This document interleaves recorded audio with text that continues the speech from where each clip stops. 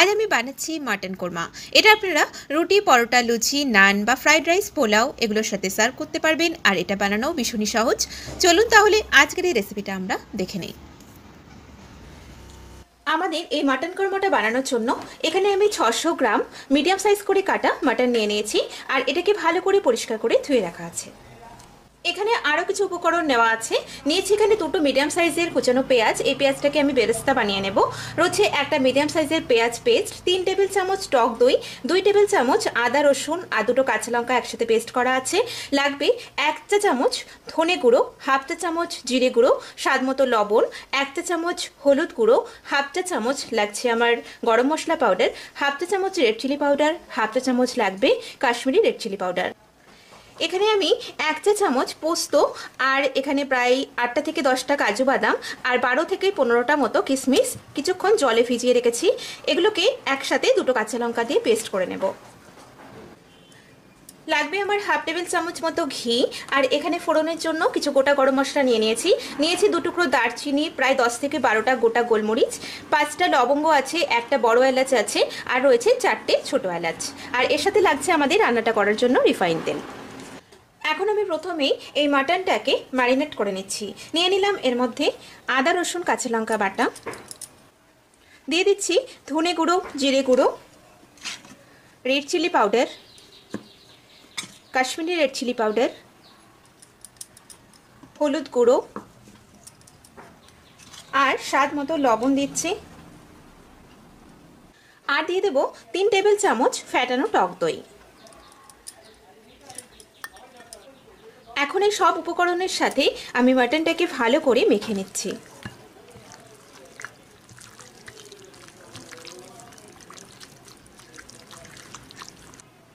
মাটনটা আমাদের ম্যারিনেট করা হয়ে গেছে। এখন এটাকে আমি 1 ঘন্টা ঢাকা দিয়ে রেখে দিচ্ছি। আপনাদের হাতে সময় কম থাকলে অন্তত এটাকে আধ ঘন্টা ম্যারিনেট করে রাখার চেষ্টা করবেন। মাটনটা ম্যারিনেট হতে হতে আমি এখানে একটা মশলার পেস্ট বানিয়ে নিচ্ছি। এই কাজু বাদাম, কিশমিশ আর পোস্তটা একটা মিক্সার গ্রাইন্ডারের জারের মধ্যে নিয়ে নিলাম। দিয়ে দিচ্ছি এর মধ্যে দুটো কাঁচা লঙ্কা, ঝালটা নিজেদের স্বাদ মতো দেবেন। এখন একটা স্মুথ পেস্ট বানিয়ে নিচ্ছি। এখন আমি প্রথমেই পেঁয়াজটাকে ভেজে নেব। তার জন্য কড়াইতে প্রায় 4 টেবিল চামচ মতো রিফাইন তেল দিয়ে দিলাম। তেলটা ভালোভাবে আমাদের গরম হয়ে গেছে। এখন পেঁয়াজগুলোকে বাদামি করে ভেজে নেব।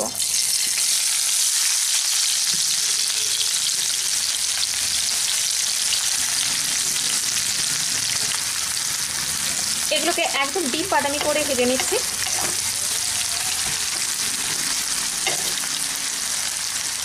পেঁয়াজটা আমাদের ভাজা হয়ে গেছে, এটাকে আমি তুলে নিয়েছি। এখন এই বাদবাকি তেলের মধ্যেই আমি রান্নাটা করব। এখন এই বাদবাকি তেলের মধ্যে আমি দিয়ে দিলাম 1/2 টেবিল চামচ ঘি। এখন এর মধ্যে আমি এই গোটা গরম মশলা ফোড়ন দিয়ে দিলাম। এই গোটা গরম মশলাগুলো কয়েক সেকেন্ড আমি ভেজে নিচ্ছি। দিয়ে দিচ্ছি এর মধ্যে পেঁয়াজ বাটা,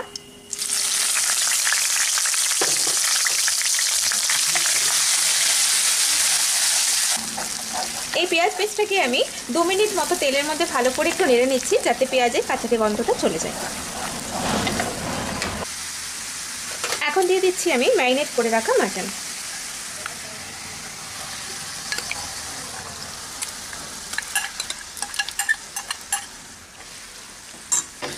এখন এই মাটনটাকে ভালো করে নেড়ে নিয়ে আমি প্রায় 15 থেকে 20 মিনিটের জন্য আঁচটাকে একটু মিডিয়াম ফ্লেমে দিয়ে ঢেকে দিচ্ছি।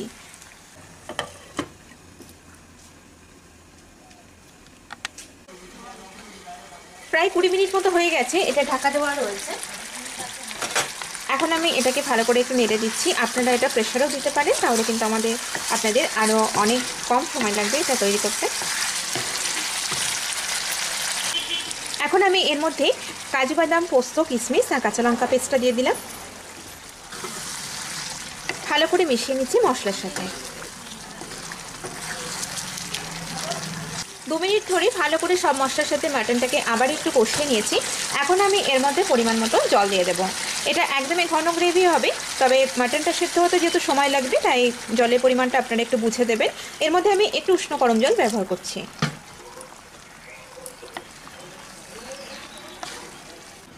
এখন এটাকে আমি আবারও প্রায় 25 থেকে 30 মিনিটের জন্য আঁচটাকে একটু মিডিয়াম ফ্লেমে দিয়ে ঢেকে দিলাম।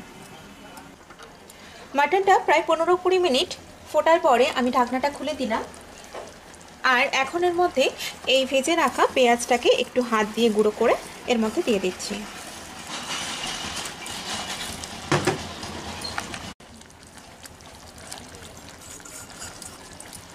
এখন এটাকে ভালো করে মিশিয়ে নিয়ে আবারও 10 মিনিটের জন্য ঢেকে দিচ্ছি। 10-12 মিনিট হয়ে গেছে।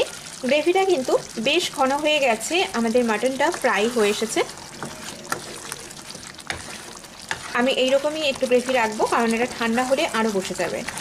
এখন নামানোর আগে এর মধ্যে দিয়ে দিলাম 1/2 চা চামচ গরম মশলা পাউডার।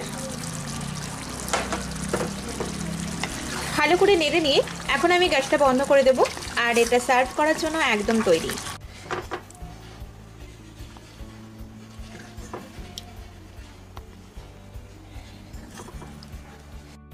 তৈরি হয়ে গেল আমাদের দারুণ স্বাদের মাটন কোরমার এই রেসিপি। আমার এই ভিডিওটা যদি আপনাদের ভালো লেগে থাকে তাহলে প্লিজ আমার ভিডিওটাকে লাইক, শেয়ার, কমেন্ট করবেন, আর অবশ্যই নিত্য নতুন রেসিপি পাওয়ার জন্য আমার চ্যানেলটিকে সাবস্ক্রাইব করবেন। সবাই ভালো থাকবেন, সুস্থ থাকবেন। নমস্কার।